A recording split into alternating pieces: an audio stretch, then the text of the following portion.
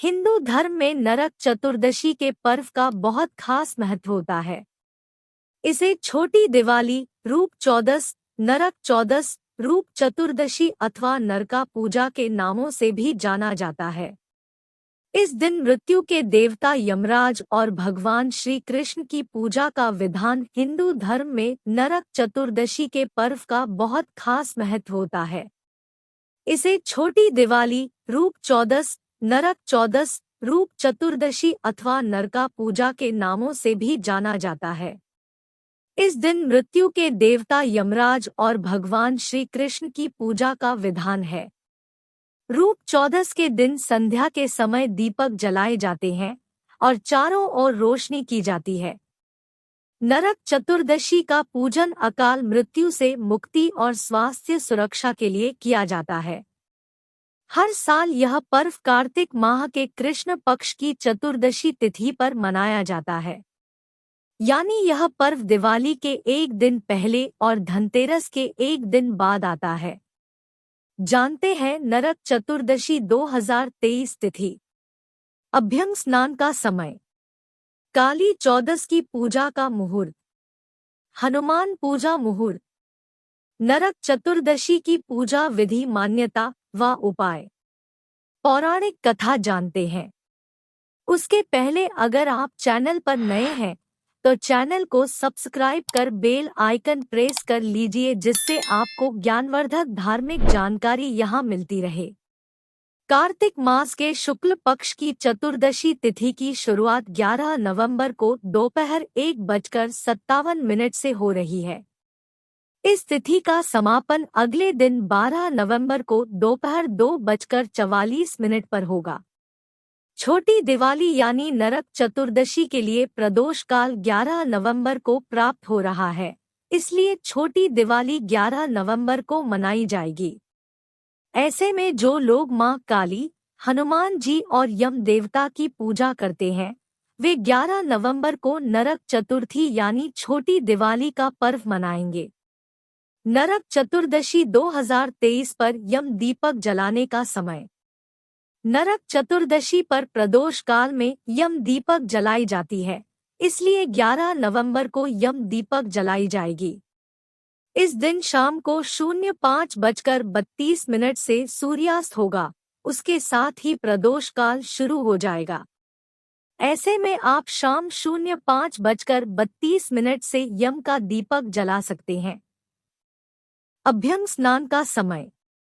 अभ्यंग स्नान के लिए उद्यात तिथि महत्वपूर्ण मानी जाती है। नरक चतुर्दशी की उद्यात तिथि 12 नवंबर को प्राप्त हो रही है।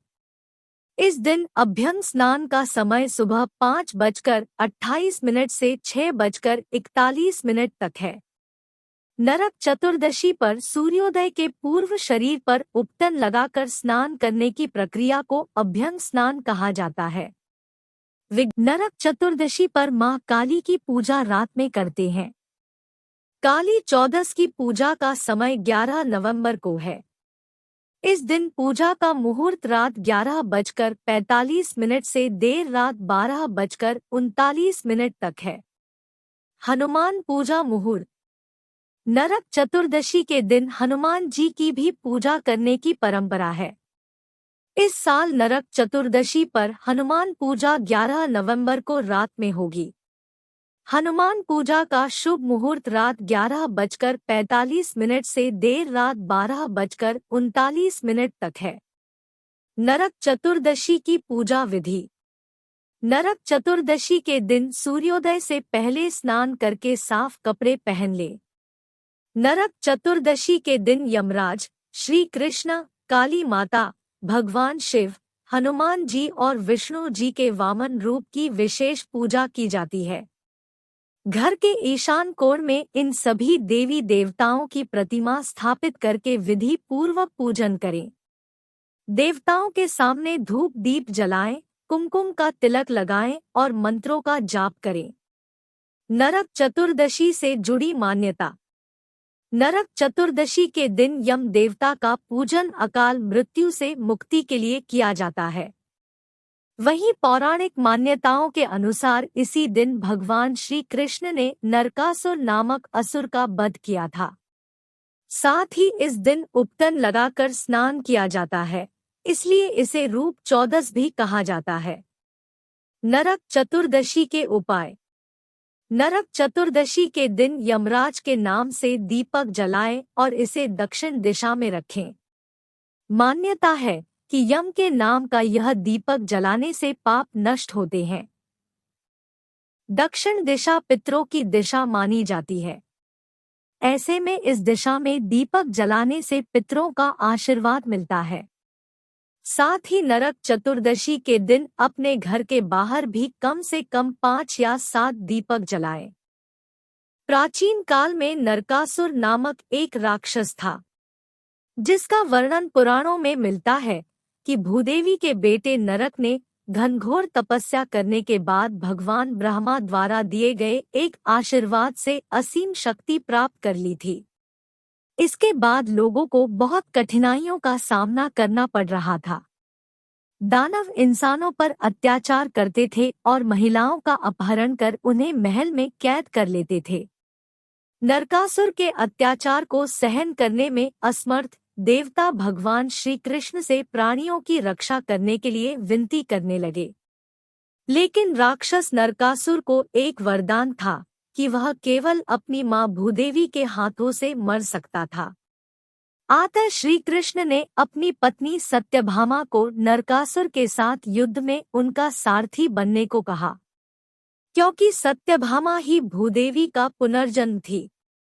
युद्ध में श्री कृष्ण ने नरकासुर को एक तीर से बेहोश कर दिया, तो सत्यभामा ने धनुष उठाकर नरकासुर को निशाना बनाते हुए तीर मारा, जिससे राक्षस नरकासुर की तुरंत मौत हो गई। सत्यभामा के द्वारा नरकासुर का वध इस बात को व्यक्त करता है कि माता पिता को अपने बच्चों को दंडित करने में संकोच नहीं करना चाहिए।